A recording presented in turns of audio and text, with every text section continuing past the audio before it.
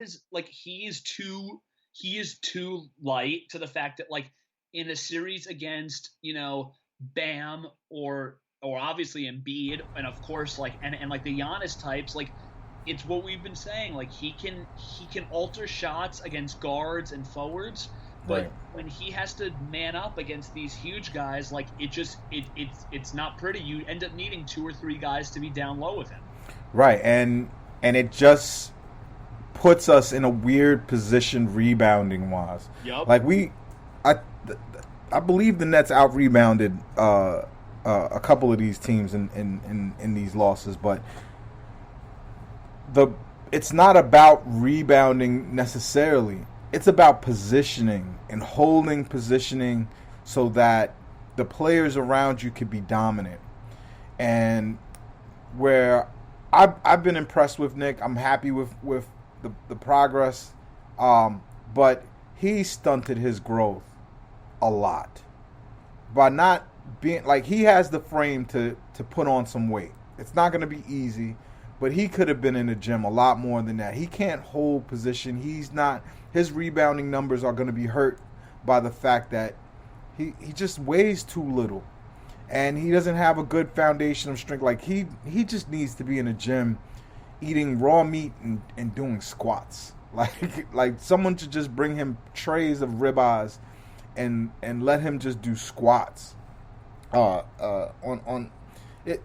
Did you see that one game where Harden was working out after it? Yeah, Who was working out with him? I actually did see.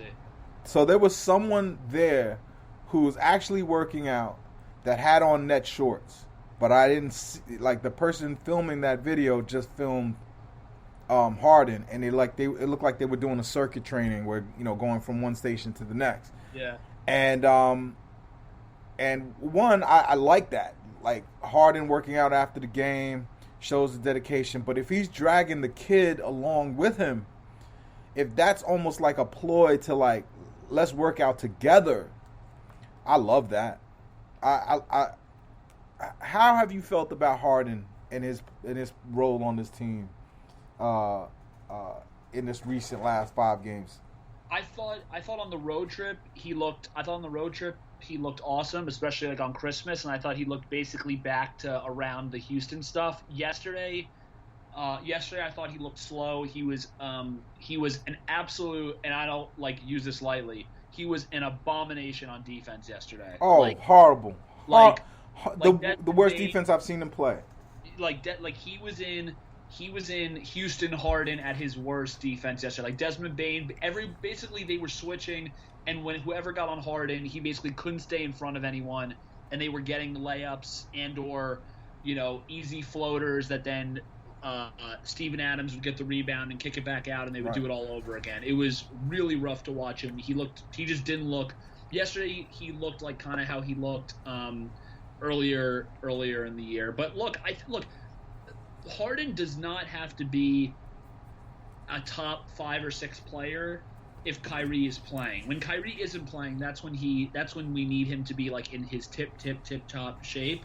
But I mean, look, the difference between what people like don't understand is that the people who say to me like, well, you never comment on Harden when he plays well, but you do when he doesn't play well. And the reason why that point holds no water to me is because superstars, what makes a superstar is coming in and being really good every game and Right. being amazing every game. Like they don't have multiple bad games like the way Harden does. So I have more leash to be able to criticize than someone who thinks that Harden's still a superstar, because in order for Harden to be a superstar, he basically has to come in and night out and be the best player on the floor or the second best player on the floor because Right. he's playing with KD. But he's had too many games this year where he's not only not the first or second best or third best, there are games where he's the fourth or fifth or sixth best guy on the floor. Like yesterday, When you count the other team's yeah, players, right? right. Yeah. Like yesterday, Desmond Bane and Ja completely outplayed KD and Harden yesterday. Like it was totally It unacceptable. it was very weird to watch. Yeah, Y- like You know. And like, look, KD wasn't shooting well, but KD was also unbelievable on defense. Like, KD had a couple of like great blocks. He was like helping all the time, and like, Yo, look, yeah, go ahead. I was just gonna say that I just think the scouting report is out. You could leave everybody else. Yep. You can quadruple and triple team Harden and KD, and you could muck it up where if your team can get to the basket with impunity like Memphis did, just being young, and this kid Baines, I don't know where he came from. He was amazing. He shot lights out, but the biggest thing was the reason why Kevin Durant and Harden couldn't really do the thing that they usually do is because there was no floor spacing. There was no floor spacing that played, and there was no floor spacing on the bench to help them out either. So, you know what? It's a bad run of games. I think these guys been partying, but I think also that they're a little looking ahead in the sense of they're excited about getting Kyrie back. Yeah, and so some of it is like everybody's in Indiana already with Kyrie. And maybe they're cooking up something to be able to get him to play at home too. Maybe that's something in the works. I got my fingers crossed with that. Like, I've given up on Kyrie getting vaccinated. I don't believe that's going to happen. Yeah, but I think that's over. But I do have hope that things improve so much with like really they're just waiting for 2 weeks. There's like another 2 weeks left to kind of see where the death toll is. And right now, there's not a lot of people dying. So we might be able to change the rules a little bit. We might be able to play a little different. If people are still getting it, but not a lot of people are dying, and the tax on the hospitals aren't that bad. So, what do you think about this Pacers game coming up and Kyrie's role in it?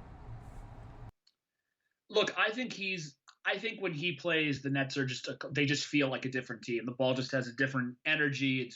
There's more movement. It's funny because for as much as Kyrie is seen as a ball stopper, I just think they are they have a totally different feel when he's on the floor, just for the ability to penetrate and then kick, and he's able to push the pace a lot. I just wanted to comment on one thing that you said earlier, because I think it's a really smart point that people don't realize about the Nets, especially when a lot of fans, including myself at times, who were confused about, what I get that Kyrie is out, but why is the team this year, which has definitely more talent on the team, but they just feel worse? And the big difference is that, they got Patty, and obviously Harris has been out and Kyrie has been out, and that's part of the spacing issues. And so I don't want to underplay that, but they got Patty, and that kind of replaces the Shamet 3-point role. But Tyler Johnson and Jeff Green both shot really well from three last year, and the Nets don't. And Blake also was a better 3-point shooter last year than he was last year. And everybody else on the Nets right now cannot shoot. Millsap, Bembry, Bruce Brown, Blake. None of these, obviously Claxton, none of these guys shoot threes. So the Nets have just too many lineups out right now, especially with Kyrie and Harris obviously out, where they just they don't have the Jeff Green in there or the Tyler Johnson in there to just help with or even like Mike James, who I think shot in the mid-30s last year from three. They just don't have that spacing. So even though the quote-unquote talent is better this year, they just don't have the proper spacing. And look, all you can hope for is that Kyrie and Harris can basically mask a lot of those issues, even though you obviously still don't have a Tyler Johnson and a Jeff Green. But hopefully the spacing will just get so much better having Kyrie back and having Harris back, that a guy like Blake will only have to take uncontested threes. And so looking ahead to Indiana, you have, hope. And Blake made his first 2 threes yesterday, and all you got to hope is that implementing Kyrie will just lead to the ball moving better, easier, more. I don't think the ball moves better with Kyrie. Do you know? I think the It's team has it's a much better feel with him out on there. a feel, but it's gonna be ISO heavy. That's what they do best. Like people go, oh, the Nets have no IF offense. It's just ISO after ISO. They have the three best ISO players in the league. Well, maybe now John Morant's in that conversation too, but they have the three best coming into this league, coming into this season. Number 1, number 2, and number 3, in whatever order you want to put them, is Kevin Durant, James Harden, Kyrie Irving, the three best isolation players in the league. The three, like you could just take turns with them, and that's not that bad basketball because of who it is. However, when that's not working, you need options. You need people who can dunk the ball, who can make a layup. You need people who can make a play for someone, and you need people who can space the floor. We have those people. They're just not, and whatever Bruce Patty's going through, he needs to get over it. He's got to learn to love these rims in Barclays Center, and he's got to change his sleeping patterns. He's still in Australia town, obviously. Are you? I'm not actually. See, like Patty is a guy because, like, even in San Antonio, he was always streaky. But he's just not a dude that I get that I'm way more worried about like Harris in the playoffs than I am about Patty. Like Patty is just it's like the ultimate gamer. And even if he has one bad playoff game, you know that he's not going to have 3 straight like Harris did. Like it's just not that dude is like you saw him in the Olympics with Australia getting a bronze, and like that dude is a winner. Just in his veins. Yeah, he's a winner. He's I'm not worried about him, but I'm just talking about games like this. Like during these games are important. We need the number 1 seed. I don't want to have to close out a finals, Eastern Conference Finals in Chicago. We have to be the team that we are now. I got to tell you, I think what I'm more concerned about right now, looking at the way the standings are, with the way everything is. If you think that Cleveland is going to stay afloat, then I think the key is to be 1 or 2, and I don't think the Nets are getting 1 because I just think that I'm a little just worried about. Yeah, we're not a whole team. We're not going to be cohesive down. Like the bullshit we're dealing with, Chicago doesn't have to deal with.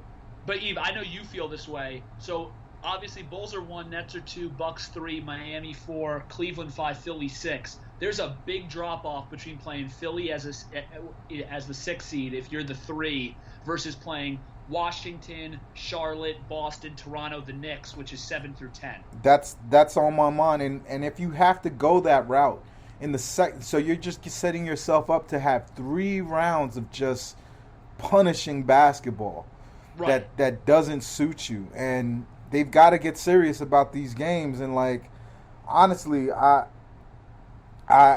don't know, man. Like it's so crazy. The other problem is that the climate, the atmosphere, the fans. Yep. We're mad at the wrong things. I'm not saying we're supposed to be mad at Kyrie, but we're supposed to I'm not mad at Kyrie. I don't feel anything towards him but disappointment. That doesn't make me hate him. I still love him as a player. I still think he's that guy. I still think he's the key to us winning a championship. However, he's the reason why we're not the number 1 seed. Like we can't. Both things can be true, and if we're a mature, fat, and high IQ fan base, we could agree with that. You can't just wait to every single loss to come try to beat Steve Nash with a stick because he's an inexperienced head coach. I've seen an inexperienced head coach before who couldn't coach. Jason Kidd. This is a way different, and it's not because of the players. Because guess what? We've won games with just one good player many times this season, and we've carried that all the way to being the number 1 seed. What's been happening the last 3 days? Obviously, the team is so what's the word that I can say and get everyone? They're distracted, right? Like, and that's to be seen. But I'm excited. I'm glad that they're playing. I think I was on the pod with Matt where I agreed with that. Where I predicted Kyrie would play against the Pacers. They're not wasting any time. They're getting him into that lineup, and he'll play against the Pacers, and hopefully that gets him ready for Chicago. How you feel about those 2 games? I think